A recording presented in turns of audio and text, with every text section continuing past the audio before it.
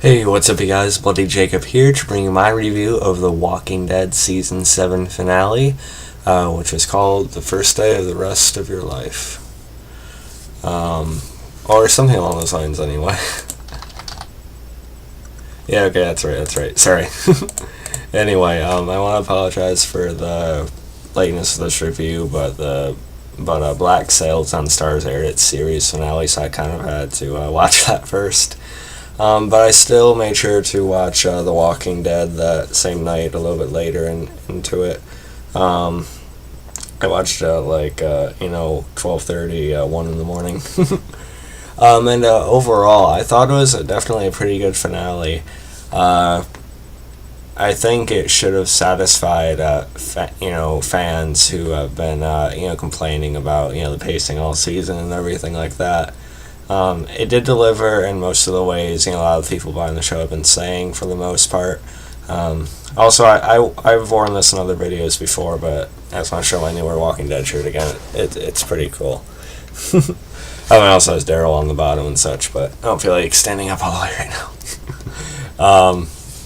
But yeah, pretty good finale overall. And as far as my thoughts on Season 7, I may do another video on Season 7 as a whole down the road. But I definitely didn't hate it as much as other people. I thought it was still a really good season overall. I didn't need a ton of action or anything like that. The only thing that bothered me was how it felt so padded out. There were quite a few episodes where it became just a little bit much. Just because I wanted to space out the story and not start all out war too soon. But I still thought this was a fairly important season, with Negan and everything like that. We still had some memorable moments within the season too, of course. So I think this is far from the worst season. I'm not even sure what the worst season would be. But I definitely didn't think it was a bad season. I think people are really being way too picky and whiny when it comes to how they perceive Season 7. But Season 8 will probably be quite a bit different. Probably a little bit less filler, if you want to call it that, or a little less padding, with them actually starting the war at this point. And there's not going to have to be any time spent, with recruiting or anything like that. Well, why don't we talk about the actual episode, huh? So we have a little bit of Dwight at the beginning of this episode. Daryl sort of pins him down. Tara wants him, to kill Dwight. And just, stab the knife through his eye, right? Or through his head, whatever. Because, of course, Dwight is still responsible for killing, Denise, towards the end of Season 5. Towards the end of Season 6, excuse me. So it's different to see Tara, be a little bit more cold and, anger-driven like that, but it definitely makes sense. Definitely understandable. But Dwight, sort of arranges a deal with them. He's sort of going to be their inside man with the Saviors in a way. He wants to see Negan dead too, and he's finally, looks like trying to do something about it, after everything Sherry had wrote to him and things like that. He does take some trees down to slow the Saviors down, so they can get ready. And what follows are some fairly, intense scenes, Rick, the others, including the junkyard group, with Jadis and everything, they're waiting. The Saviors show up, of course. Eugene actually does first, letting them know that they're aware that they're planning something here. And then, of course, the junkyard group turns on them, they point their guns and, hold all the survivors down. As far as the junkyard group, betraying the survivors, that wasn't like a huge, shock. Jadis basically just said that they were offered a better deal with the Saviors. It wasn't like a huge surprise or anything. It wasn't like, a shocker, I didn't think. She also ended up shooting Rick. And I thought it was kind of weird, the whole time she was holding a gun on Rick, that Rick couldn't, move fast enough to, get the gun away from her or something. I don't know. But it was still pretty good, and Negan even ends up trying to make another lineup, to have another victim or two for Lucille. And it's definitely sort of eerie and reminded of what happened at the beginning of Season 7 and everything. Meanwhile, Sasha was also on her way, to Alexandria as well. Throughout, we get little snippets into her, psyche, basically. It was really nice to see, or really cool to see Michael Cudlitz, on the show again. You get these flashbacks and sort of these moments between the two that we never really seen on the show, before they had headed off to help Maggie and get her to the hilltop and everything. So it was really good to see him again. That definitely worked.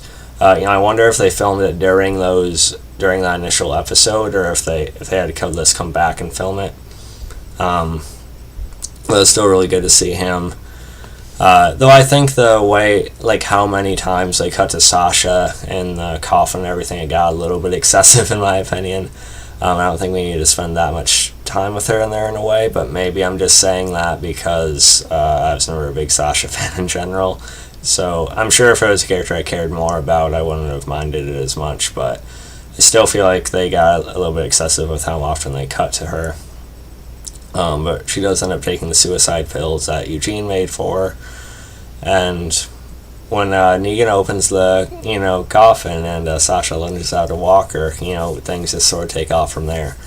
Michonne was, in the watchtower at the time, and, of course, the junkyard member, turns on her there and attacks her. And the fight scene between Michonne and the junkyard girl, I thought it was okay.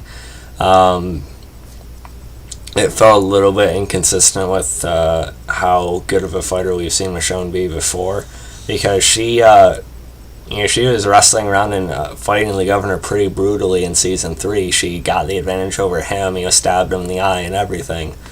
And she's had a lot of other examples of how tough, she is. So I felt like it was a little bit weird that she had such a difficult, near-death experience time with this woman in the watchtower. I understand she's probably tough too, and, they've been at Alexandria for a while, so she hasn't been in as many situations that would push her to that point. So she is probably a little bit rusty with her, hand-to-hand ability, but at the same time, I don't feel like Michonne should have had as hard of a time with this girl as she did. Of course, the girl ends up being thrown from the watchtower anyway, luckily. And Negan sort of tries to lead Rick to believe that it was Michonne who fell. But the scream just sounded really high-pitched, and it was kind of cringe-worthy, honestly. It was a little weird how they filmed that. I would have preferred just seeing Michonne, throw the girl instead. Or at least, push her over, as she moved to the side or something. But, it is what it is, I guess. It was cool to see the kingdom arrive, Shiva, the CGI tiger, mauling, tearing into the guy's face. It was pretty cool. The CGI is still kind of on Shiva, but it's not terrible. It's a little bit better than most of, what sci-fi can afford and everything, but it was still pretty cool, seeing Ezekiel come in his speech is pretty awesome. I also really liked Morgan in this episode. Him going through guys the way he did, and him and Rick's brief interaction with each other, just sort of nodding. I thought that was a cool little moment there. And then, of course, Carol, as well as leading a little group, going through the saviors and, junkyard and everything.